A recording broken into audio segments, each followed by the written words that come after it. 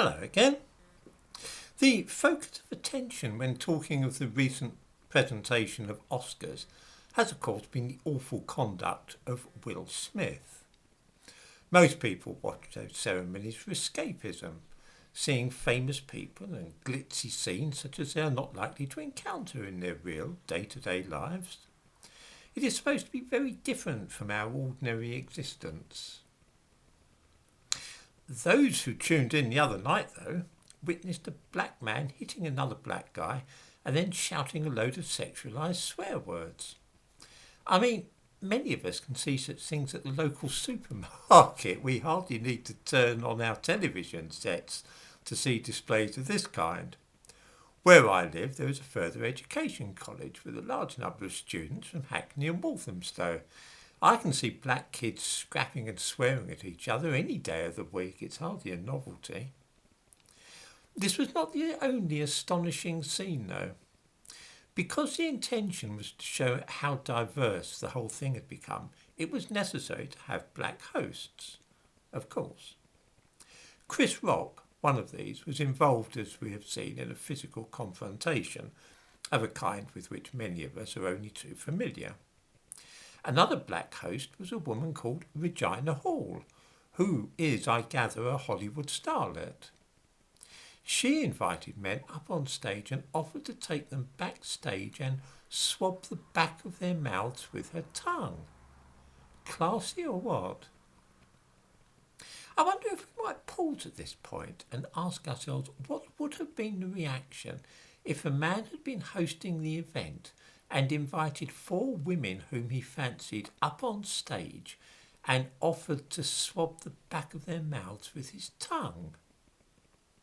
That would have been okay as well, right? Well, after all the business with Harvey Weinstein, I'm not at all sure it would have been. Anybody remember the Me Too business? No? Of course, none of the usual rules apply to black people, as I'm sure that viewers know.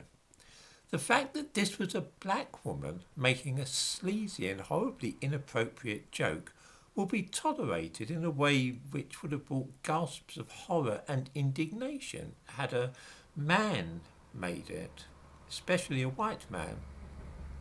In the same way, imagine if a white man, say Mel Gibson, had stormed onto the stage and hit a black man, then went back to his seat and launched a foul-mouthed tirade at the man he had just struck. There would have been riots on the streets of America. Because it is a black man, though, we simply shrug and say mentally, well, never mind. I love the way, too, that other black people justify and excuse this awful behaviour. A black woman, an actress called Tiffany Haddish, had this to say: "It was the most beautiful thing I have ever seen because it made me believe there are still men out there that love and care about their women." The most beautiful thing she had ever seen. She must have lived a very impoverished life if the most beautiful thing she has ever seen is a man getting smacked in the face and sworn at. Viewers who enjoyed the vibrant behaviour on show this Sunday night will perhaps rejoice to hear that by 2024 no films at all will be eligible for an Oscar unless a quota of black people and homosexuals have been involved with their production. I have already ordered in a giant tub of popcorn for the 2024 presentations.